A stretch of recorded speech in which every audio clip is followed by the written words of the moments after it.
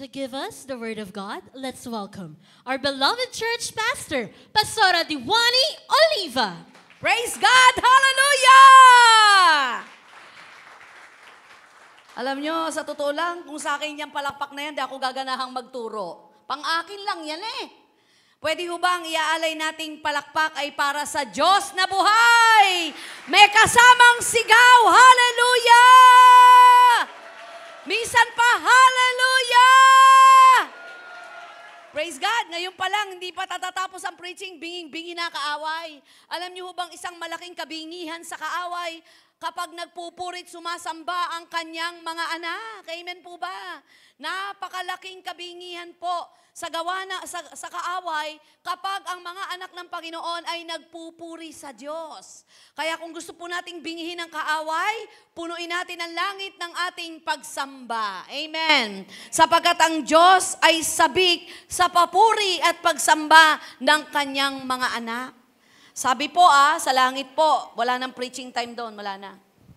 Wala na, hindi na ako magagamit doon bilang mensahera ng Panginoon. Wala na rin mag-evangelize doon. Wala nang follow-up sa langit. Dahil lahat tayo worshiper sa langit. Kaya nakakatuwa, no? Nakakaroon tayo ng banal na inggit dito. Bakit po? Kasi sila, bihasan na sa pagsambe. No, tapos may sayawan pa. Wala pong sumayaw ngayon. Parang iniisip ko, balik natin. Throwback pa natin si mga dancer nung araw na single pa ngayon. Talaga naman si Jenny B. Si Roma. Sino pa? Si Ruby. Sino pa? Mark, sa linggo, sila ang ating dancer. Amen ho ba? Okay. Sino uli yan? Si Ruby, si Roma, si Mark. Sa linggo, sila po ang magmimin. Si Abby, baka may bitawang kang camera dyan, sige po, sila ang magmi-minister. Diyos ko, isang kampay lang ng kamay niyan. Warfare ang topic. Talaga namang napapaalis gawa ng kadiliman. Okay ba kayo? Sa linggo, sila magmi-minister? Yes. Naku, sabik na sabik. Diyos ko. Ayos. Gusto niyo mamaya sa victory proclamation agad kayo? Paghahanda-handa. Amen. Bibili pa po sila ng salompas. Di ba? So, ihanda natin sila. At magja-jogging sila sa linggo para po sa linggo ayos na ayos. Okay po ba? So, praise God. Purihin po ang Panginoon sa napakaganda pong tema ngayong buwan na ito. An enemy defeating army. Sabi mo sa katabi mo, ikaw yon. Ako yon. Hindi ka nilalang at hindi ka nilikha at hindi mo disenyo ang maging Kristiyanong talunan. Hindi ka certified defeated. Hindi ka titulada at tituladong Kristiyanong talunan. Ikaw ay mananagumpay. Amen ba? Ikaw, ako ay mapagtagumpay. Patutunayan po ngayong umaga yan. Ano man ang bitbit nating laban. Ano man ang mga sumisikil sa ating mga sitwasyon. Ano man ang mga pressure ng buhay. Ano man ang depression na tinatanggap natin dahil ibinibigay ng kaaway. Ano mang matitinding stress. Ano mang mga malulupit na anxieties and worries in life. Sa umagang ito, ang panalangin ko, makalag tayo sapagkat tayo'y mapagtagumpay. Amen po ba? Kapag tayo ay nanunood ng basketball. Sino rito nakapanood ng basketball? Larong basketball, okay. May nakita na ba kayong laro ng basketball na mga naka-formal attire? Tipong barong, Tagalog, at saka nakabalat ng sapatos. Wala, di ba? Mostly ang suot nila sa basketball, short and t-shirt o sando na manipis lang at rubber shoes. O sino rito nakapanood na ng boxing? May napanood din ba kayo na lumalaban ng boxing na naka-formal attire? Naka-short lang yon at saka magaang na rubber shoes. Ganon din po sa mananakbo. Yon ang kanilang mga suot. Bakit po? Bakit po ang isang boksingero? Bakit ang isang mananakbo hindi naka-formal attire? Hindi naka-formal shoes? Kasi magiging sagabal yon sa kanilang laban. Hindi magiging maganda ang laban kasi may mga bit-bit sila sa katawan nilang mabigat. Hindi nila maipapanalo to. Ang buhay Kristiyano ay puno ng labanan. Aware ka ba na out of your knowing, may laban ka sa buhay, pero dahil hindi mo alam na labanan ito, kung saan ka na lang dali ng buhay. Kaya maraming Kristiyano, imbis na maging matuwid at maayos ang buhay, wasak pa rin. Nagiging pain reliever mo lang pag pupunta ka sa church kasi emotional ka. Ang napipield ay yung emotion mo. Don't get me wrong, talaga namang may emotion tayo. Pero hindi napipield yung kaluluwa mo.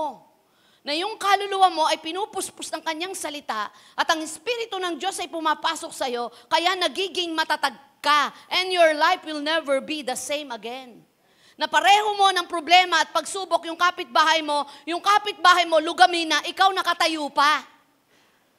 The same kayo ng pinagdadaanan ng kagipitan ng buhay. Yung kapitbahay mo, desperado na, nagwawala na, ikaw, nagpupuri ka pa rin sa Lord.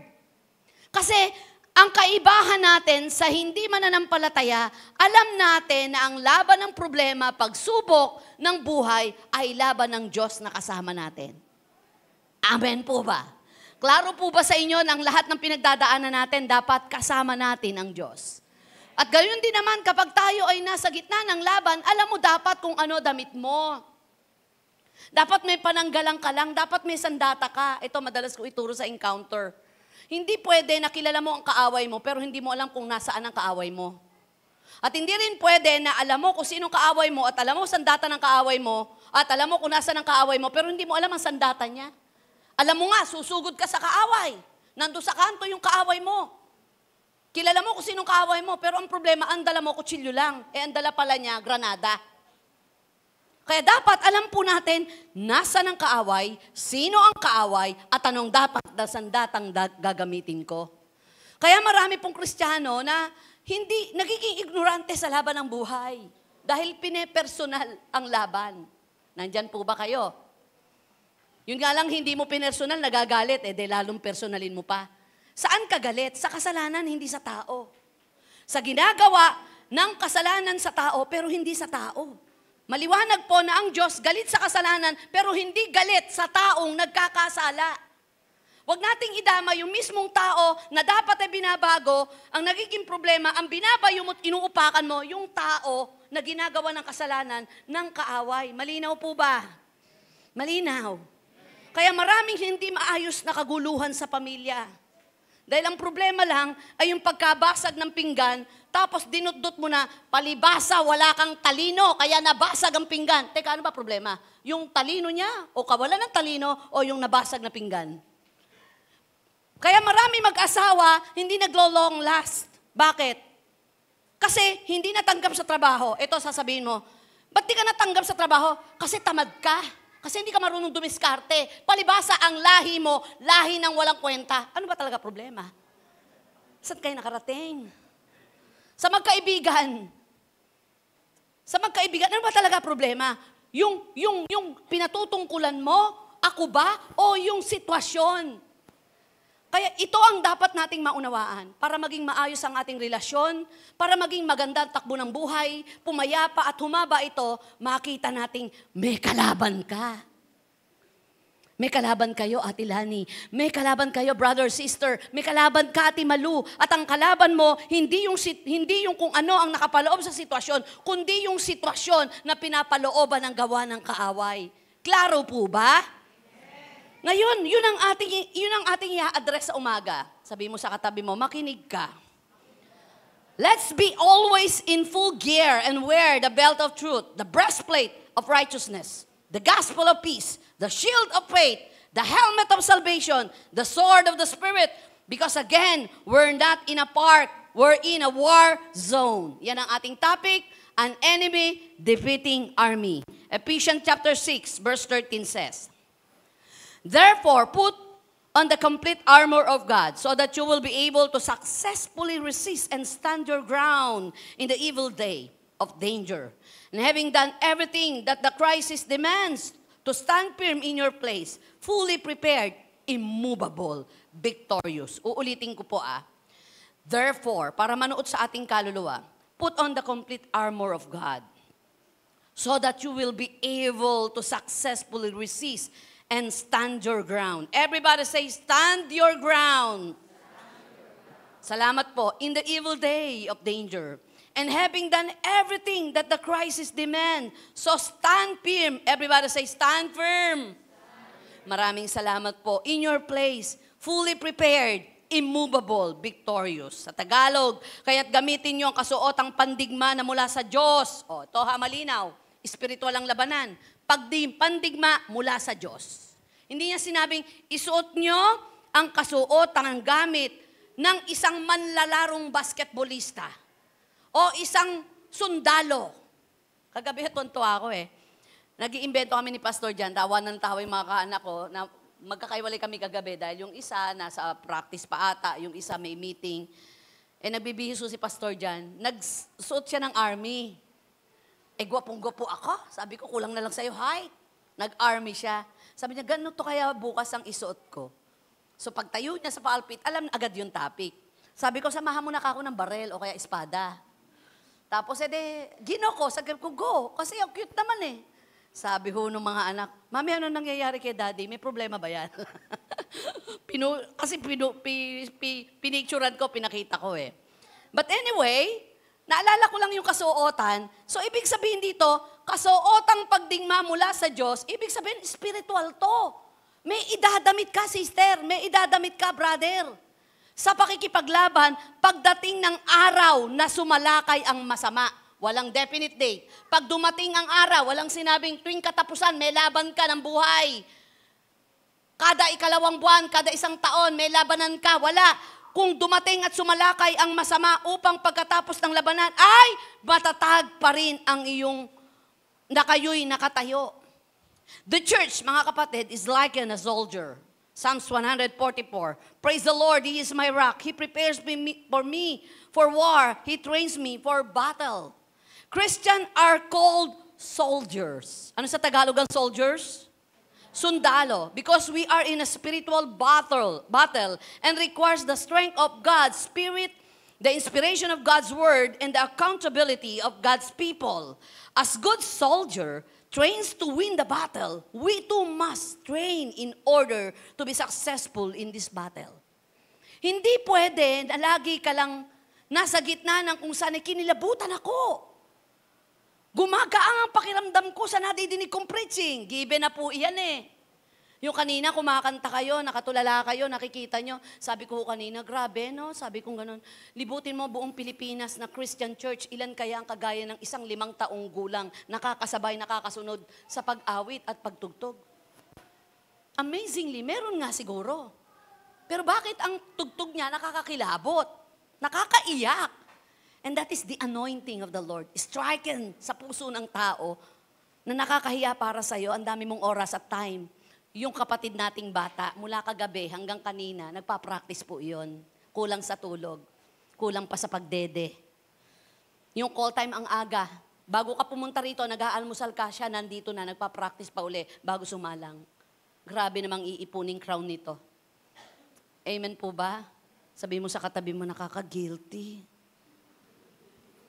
Diba? Ano kaya pwedeng bahagi ko? Praise God! We are all soldiers. Whether you like it or not, inihalintunad na ang Kristiyano ay isang sundalo sapagkat laging may laban ang buhay. Ang labang iyan, kapatid, ay hindi mo sariling laban. Ang labang iyan ay laban ng Diyos. Pero haharap ka sa laban. Because of what? Because God has no challenger. Napansin nyo? Medyo may edad na si ating brother Manny Pacquiao. May edad na siya. Pero meron pa rin humahamon sa kanya. Na kahit ang isipin pa nito'y matatalo ko't malakas talaga, pero hindi na po yung minsan ang kanilang inilalaban, trono na mapilitan ang ating, ano tawag sa kanya ang title doon? World Boxer? Ha? World? 8 Division? 8. So napakarami ng pinabuwan to. Iba na, may title na talaga. Pero may humahamon pa rin sa kanya. Hindi na minsan para palitan ang kanyang trono, kundi manalo't matalo, malaki na premyo nito. Tama ba ako? Iba na yung level na nilabanan niya. Alam mo mga kapatid, God has no challenger. Hindi pwedeng labanan ng sino man yan. Maging si Satanas. Because Satan is not the counterpart to God. The dark side of the heavenly realms belong to Satan and his evil spirit. Satan is created being who has only the power God allows him to have for only as long as God allows it. Ibig sabihin mga kapatid, ang lahat ng madudungis na bagay, lahat na magbibigay ng kalungkutan sa Panginoon, lahat na magbibigay ng karumihan ng iyong buhay, ay galing lahat sa kadilimang galing sa gawa ng kaaway. At si Satanas ay nilikha ng Diyos. Bigyan natin ng linaw. Kasama siya sa nilikha, pero hindi nilikha ng Diyos ang pagiging masama niya at ibulid tayo sa impyerno. Sa langit pa lang may free will na. Nandyan po ba kayo? Ganun kalinis ang pag-ibig ng Diyos. Walang puwersahan, walang pilitan. Hindi ka ikakahon ng pag-ibig ng Diyos. Mahal kita at kaya kusa mo siyang mahalin.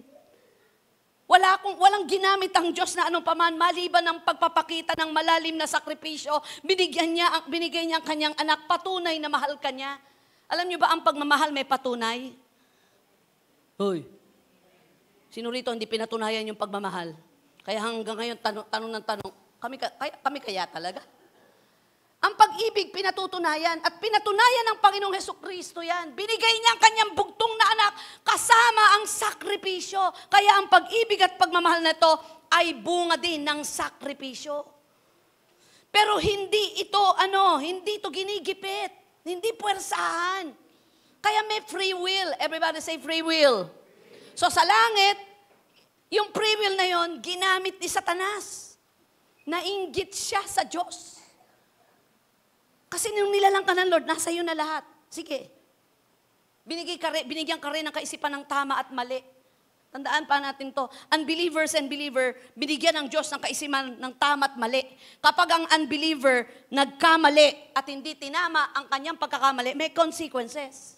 Pero ang believer, alam niya na ang tama at gumawa ng mali, triple consequences. May mawawala sa'yo. Kapag nagpatuloy ka sa mali, yung source of joy mo, ang isa sa source of joy natin, kapag tinawag ka ay ang paglilingkod mo, pwedeng pansamantalang mawala sa'yo. Nasa umpisa, madidisib ka. Kung pwede nga lang akong tumawag dito na galing sa ganunong karanasan.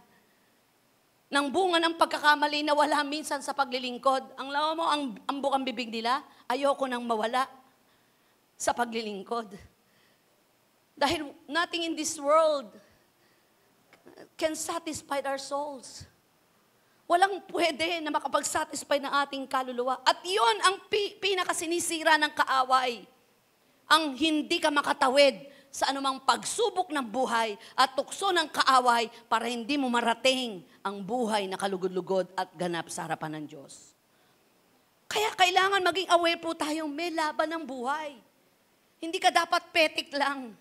Hindi biro ang ginawang kamatayan ni Jesucristo pagkatapos nagpetik ka sa buhay, naglingkod ka ng mali, o nakikita na parang tama pero ang totoo'y mali ang paglilingkod mo, tapos pare-pareho tayong pupunta ng langit. Unfair yun.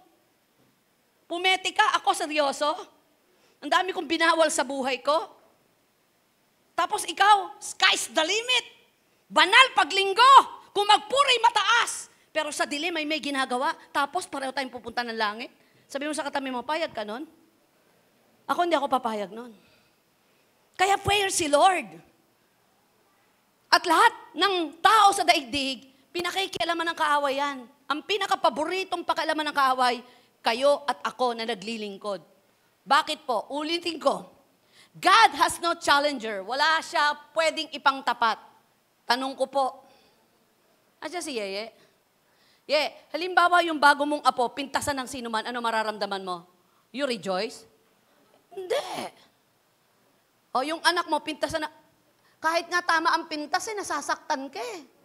Amen ba? Alam mo gagawin ng kaaway? Hindi niya magalaw ang Diyos, ang gagalawin niya mga anak ng Diyos. Na kapag ginagalaw niya mga anak ng Diyos, nasasaktan ang puso ng Diyos. Sa bawat hulog natin sa kasalanan, pinapako natin muli ang Diyos. Walang pwedeng gantihan ng kaaway, kundi ang kanyang mga anak. Wala siyang pwedeng pikunin, wala siyang pwedeng bakbakin, kundi ang kanyang mga anak. Kaya kung hindi tayo magiging matatag, hindi tayo magiging matapang, hindi natin alam ang labang ito, buong buhay natin, talunan tayo. Sabihin mo sa katabi mo, hindi dapat. Kaya napakahalaga na makita po natin na may tawag ang Diyos. Our enemy, the devil, his cohorts, Ephesians 6:12, principalities, powers, world rulers, spiritual wickedness. Sabi ng Ephesians 6 verse 12, our fight is not against people on earth. We are fighting against the rulers and authorities and the power of this world's darkness. And we are fighting against the spiritual powers of evil in the heavenly places. Ano ibig sabihin ng principalities? Kinakatawan to ng a possible reference to Satan's generals who have the oversight to enter nation. Kaya merong bansa na lugmok at lubhang mahirap. Nakakalungkot, diba? Pag pumunta ka sa ibang bansa. Nako, pag napunta ka sa ibang bansa, wala na pong kuryente sa taas. Wala na pong ganyan-ganyan. Napakalinis ng taas. Pag tumingin kang ganyan, building at saka po langit na makikita mo. Walang nagsabit-sabit na kuryente. Nasa ilalim na kuryente nun. Ganun na ka-modern. Pag doon po, uso na rin ho yung merong kang RFID. Pero hindi ka nahihinto. Dire-diretso, camera na lang yon. Pagka dumaan ka, nakalusot ka, wala namang kasing haharang eh. Sa dulo doon, uhulihin ka na kasi wala namang laman yung RFID mo. Ganun na ka-high-tech. Mas marami pang high-tech doon. Umuunlad na bansa. May mga bansa na ang gawa ng kadiliman ay corruption. Malalim ang immoralidad. Malalim ang fornication and adultery and idolatry. Nakakalungkot na relihiyosong bansa pero singit pilit. Sinusulong pilit ang bantas na ang babae sa babae pwedeng ikasal. Ang lalaki sa lalaki pwedeng ikasal. At isinusulong na kapag hindi nagkasundo mag-asawa, pwedeng i-divorce. Which is lahat yan unbiblical. That is principalities in the air. Gaya ng sinabi sa Daniel chapter 10. Ano ibig sabihin naman ng powers? It may speak of these lieutenants who possess human beings. Matthew 17, Mark 5. Ranggo-ranggo. May mga tao na pinoposes ng kaaway. Sa dahil sa nakaraang karanasan, possess ng galit, sama ng loob. Napakalalim ng trust issue. Hindi alam mo yung malalim ang trust issue, hindi maligaya sa buhay yon. Lahat, pinagdududahan niya. Kaya hindi dapat mag-asawa yung may malalim na trust issue. Baka magpabango lang yung asawa, sundan mo na. Baka dumating sa punto, bawalan mo na maligo yung asawa mo, bawalan mo na magbihis, tabi na lang kayo, magdilatan kayo araw-araw sa buhay mo. Hindi natin magawang magbigay ng tiwala. Oo, tayo po ay mabibigo. Pero kung malalim na yan, gawa na ng kaawayan. May mga taong napaparanoid dahil sa nakaraang buhay. Ang Diyos ay Diyos na laging may panibagong pagkakataon at sigla sa mga susunod na panahon ng buhay mo. Huwag nating tutuldukan ang nakaraan ay pwede pang mangyari sa ngayon, lalo na kapag ikay naging talunan. Kung lumalaban ka sa laban ng buhay, lagi kang panalo kapag nasa iyo si Kristo. Palakpakan natin si Lord. World rulers, those demons in charge of Satan, world business. Kaya marami pong mga business na may mga hocus-pocus, may corruption, spiritual wickedness, those demons in charge in worldly religions. Maraming relihiyon na kung saan hindi tinataas si Jesus. May relihiyon na kataas nga si Jesus, pero napakaraming seremonya. Napakaraming binabago sa tao, pati buhok, pati pagtawa, pati pananamit. Na ang basihan ng kabanalan ay haba ng buhok, haba ng damit, mahinang pagtawa. Pag lumakas ang tawa mo, pag nag-videoke ka, kumanta ka minsan ng isang kanta na hindi praising song, sasabihin, demonic ka na. Ganon kalalim. Napakaraming pandaraya ang kaaway. His tactics, the wiles of the enemy. Satan and his demons are actively working to thwart the plans of God and destroy whatever they can. John 10:10. Naparito ang kaaway para magnakaw, magwasak at sumira. Winawasak at sinisira niya? Buhay natin papunta sa magandang kinabukasan. Sinisira niya yung diskarte natin, yung pag-asa natin. Alam niyo ang tao kapag buhay ang pag-asa, kahit negatibong nakikita, alive yan, masigla yan.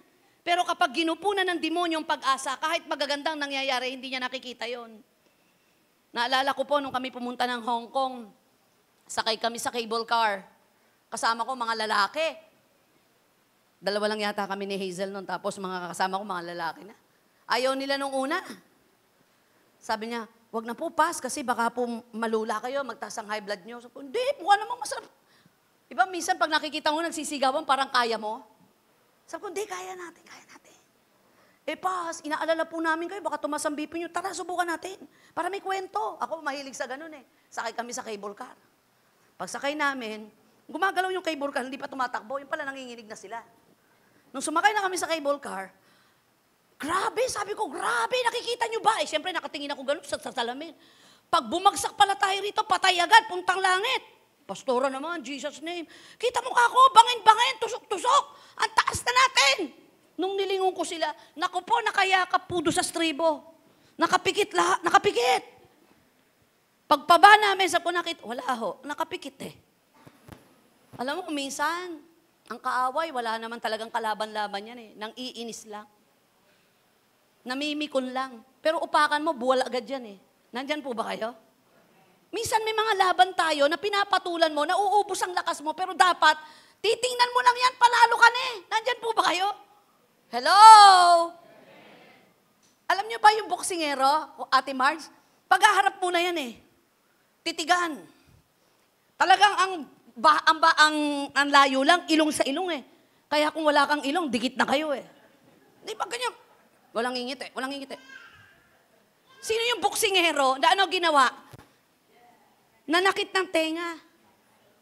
Di ba? Huwag niyo na sabihin, baka nasa TV ko eh, baka ako matanggal, ma-MTRCB ako. Di ba, napikon? Kasi hindi sa lahat ng laban, papatol ka. Huwag mong ubusin ang lakas mo. I-reserva mo yan dahil may nakapila pang laban, doon mo bigay ang lakas mo. Kaya maraming Kristiyano, pagdating doon sa final round, talo na. Ate Marge, bakit?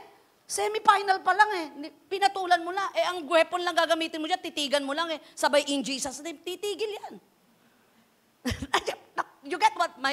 Kuha niyo ba yung punto ko? Kaya ang dami nating stress sa buhay. Ang daming stress. Sa amin, minimize namin lahat eh. Nabutas po yung aming ng tubig. Tag dito. Basta may nabutas. Tapos talaga namang susuplayan namin ng buong subdivision ng tubig. Magbabaha talaga. Talagang gaganon eh. Dahil nung maglinis po, magtabaso ng damo, yung amin pong pinakaano ng tubig ay napuruhan, nabutas. Sabi ni Pastor Jan, kukulang na lang ho, talaga mabunot lahat ng buhok niya. Sabi ko, Dad, what happened? Kasi yung tubig. Daddy, ano gusto mo? Mawala ako o mawala ang tubig? Siyempre tubig, okay, enough. At kung dumating man na ako yung mawala, enough pa rin. Bakit? May Diyos na naghihintay sa atin. Sukdulan lagi. Kurutan pa lang, umiiyak ka na eh. Paano kung sunto ka na? Nandyan po ba kayo? Ba't ho ganito magsalita si Pastora? Sabi ko kaninang umaga, hindi ko sasabihin to kasi nakatelevise ako eh. Name it, yung pinakamasakit na issue mo ng buhay at na-chismis ka. Sasabihin ko rin sa'yo, pinakamasakit na issue ng buhay ko at na na-chismis ako. Kaya gusto kong sabihin sa inyo, wala na hong dating kahit na sabihin yung na-chismis ako na ako daw ay si Marian Rivera. Wala nang dating sa akin yun. Joke lang. Bakit po? Na-motivate ako, mas pinahahalagahan ko ang sasabihin ng Diyos kesa sasabihin ng tao. Pero may tungkulin akong ayusin ang buhay ko na kahit anong sabihin ng tao at hindi to totoo, makatatayo ako sa harapan ng Diyos dahil ang inisip ko ay ang sasabihin ng Diyos. Amen? Dati pag pinatawag ako, Helen, kasama ka nun, may meeting, gusto daw ako makausap. Nangangatog ako, 24 oras na ako makatulog. Ba't ako pinatawag? Ano kaya yun? Ba't kaya? Ngayon, may natanggap ako text. May urgent meeting ako. Wow, excited. I'm so excited. Bakit? Maliban lang may mga nagawa kung di ko sinasadya't nagawa ko. Simple lang po yan, paghingi ng tawad at pagbalik sa katotohanan ng dapat itama ang mali para walang ground ang kaaway. Alam niyo kung bakit nagkakaroon ng ground ng kaaway?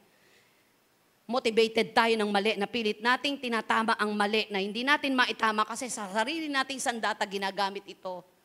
Let God be God in our lives. Amen po ba? Sabihin mo sa katabi mo, parang ikaw yun. Tamo nagising. The plan of enemies to create and disperse misery, take away hope and maintain a climate of despair and helplessness. The devil is too strong. He is like a roaring lion, a subtle serpent, a deceiving angel of light, and the God of this world. Kaya tayo i-deceive. Hindi ko mo masaya ka dyan, kalooban na ng Diyos. Hindi ko mo lumalakas ang loob mo, yan na ang tamang sagot. Kaya masusing pag-aaral, pananalangin, at itama ng Diyos ang dapat itama. At lagay tayo sa gitna ng kalooban ng Diyos. Mga leaders, workers, be sensitive. Ilang buwan ko na sinasabi to.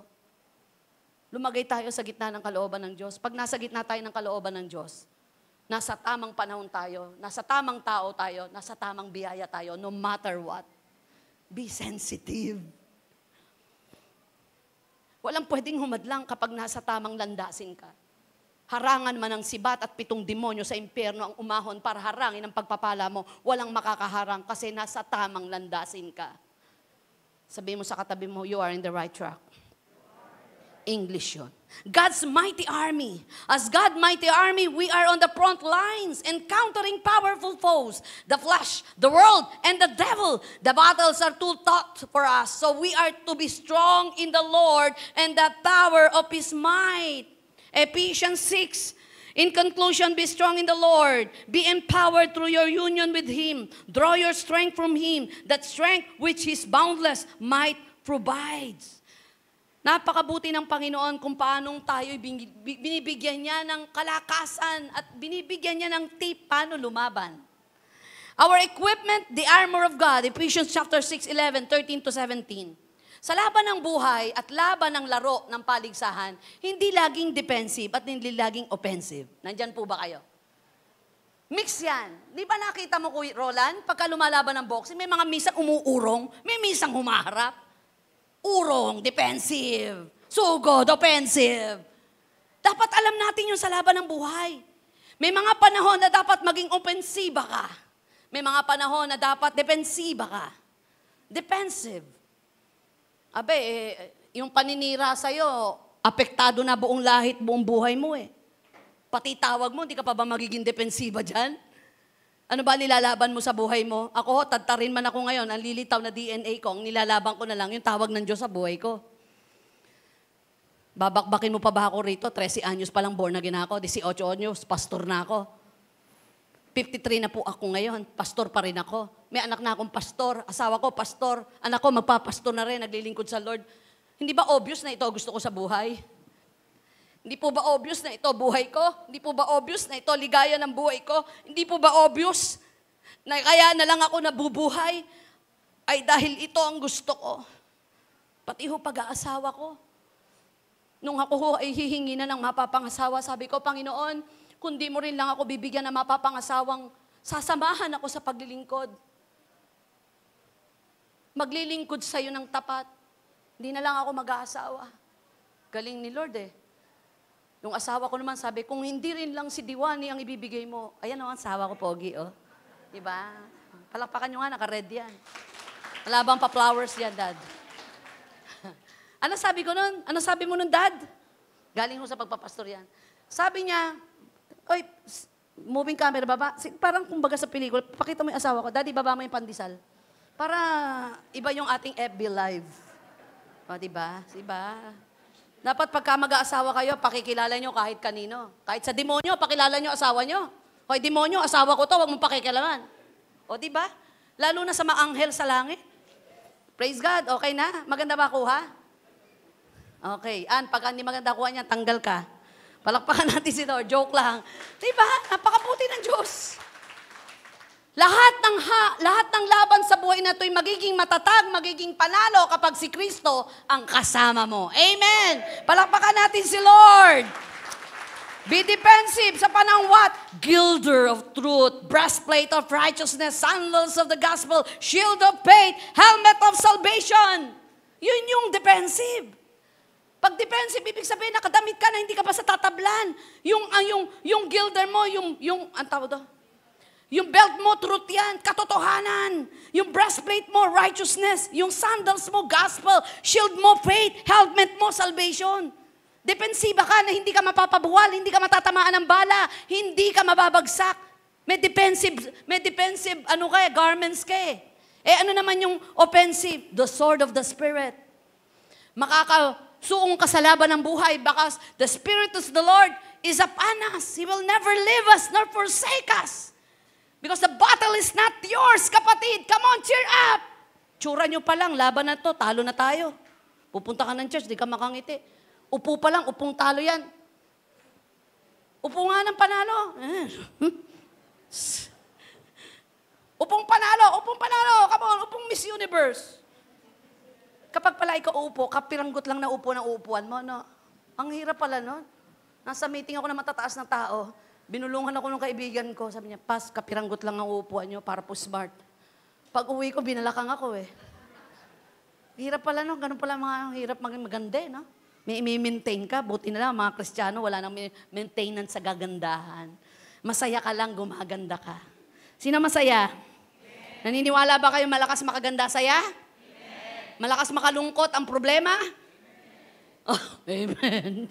Malapit na ako matapos, mag-a-alarm na to. Offensive, sword of the Spirit, foot on the armor of God so that you can take your stand against the devil's schemes.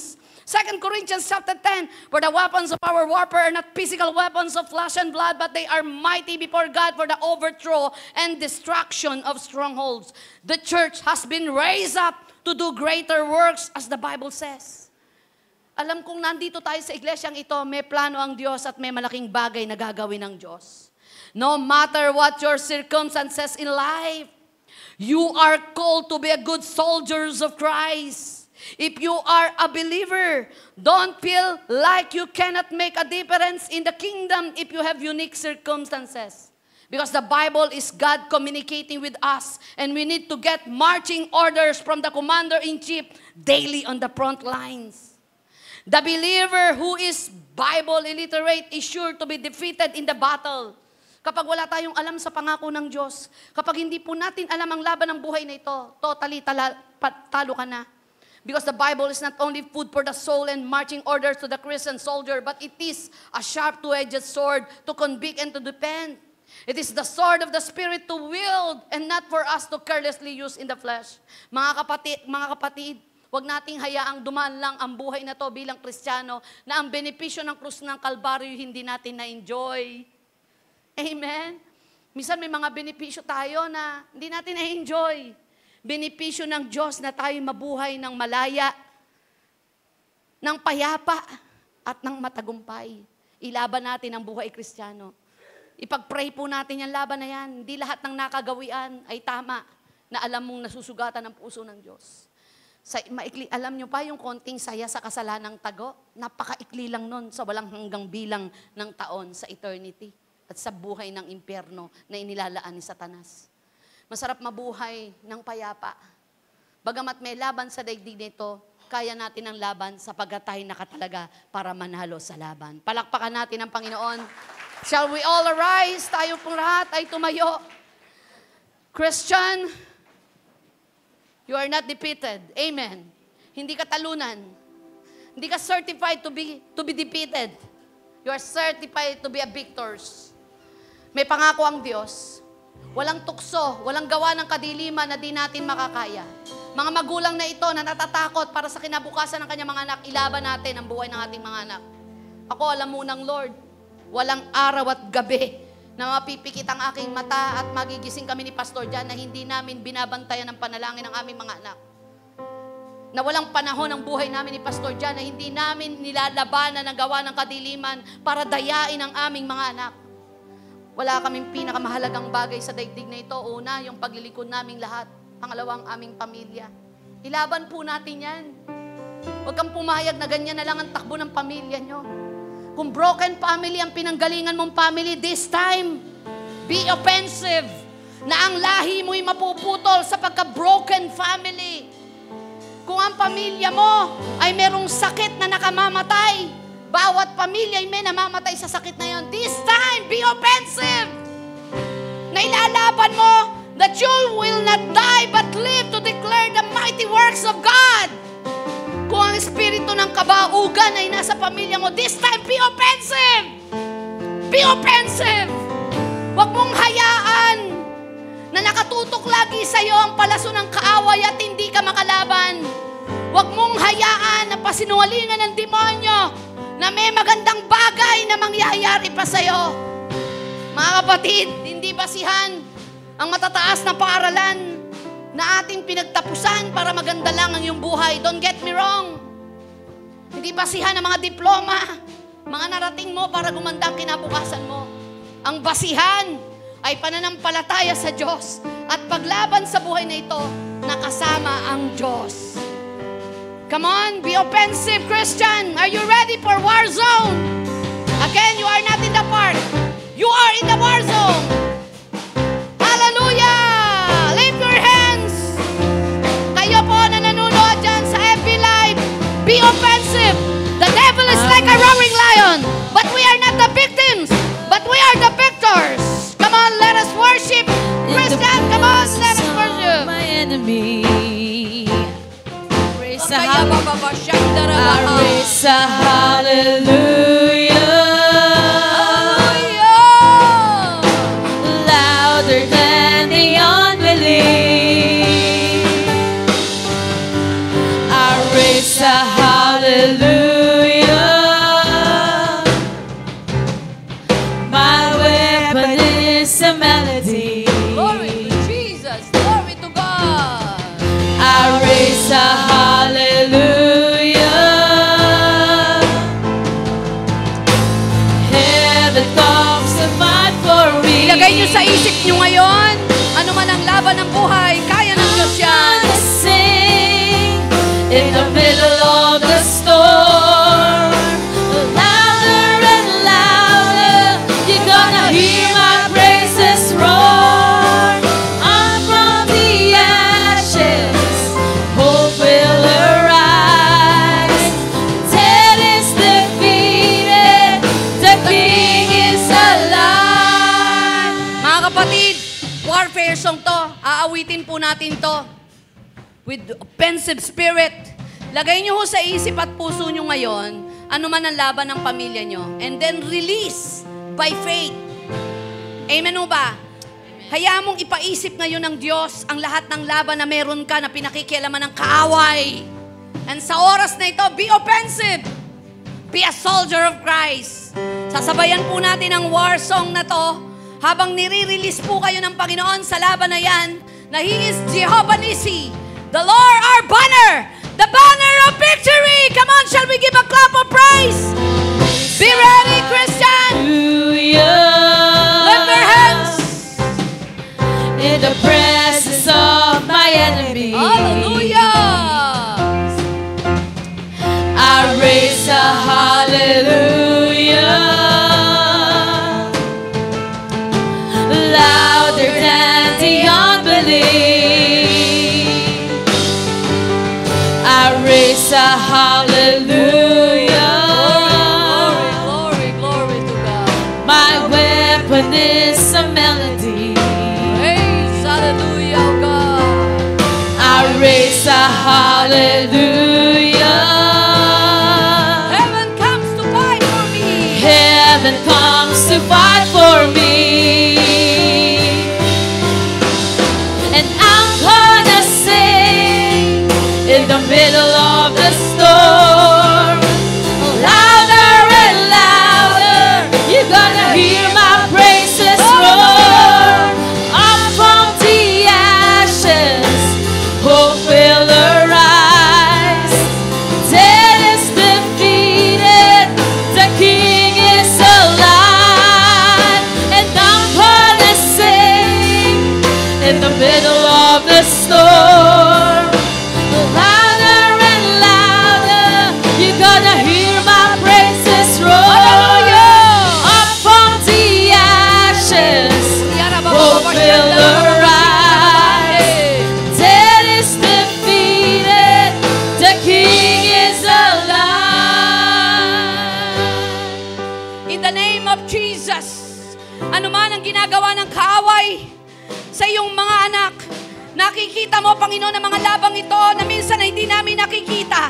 Sa pangalan ni Jesucristo naming tagapagligtas, sa pamamagitan ng iyong salita na mabisa, sa pamamagitan ng krus na iyong kinamatayan, winawasak naming lahat ang namang gawa ng kadiliman at pinuputol ang lahat ng sumpa na nananalaytay sa aming mga buhay.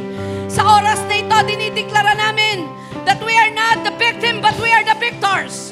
We pull down even all the sickness and diseases. all the works and wiles of the devil, even the spirit of immorality, the spirit of rebellion, kawalan ng pag-asa, depression, spirito ng pagpapakamatay, anumang gawa ng kadiliman, sakit, karamdaman, in the name of Jesus, pinuputol namin ang lahat ng ito. At sa oras na ito, let us lift our hands. Dinideklara namin na si Jesus ang aming Panginoon, ang aming tagapagligtas. Ikaw ang Diyos na mapagtagumpay. Oh, hallelujah! I'm gonna sing Come on! in the middle of the storm.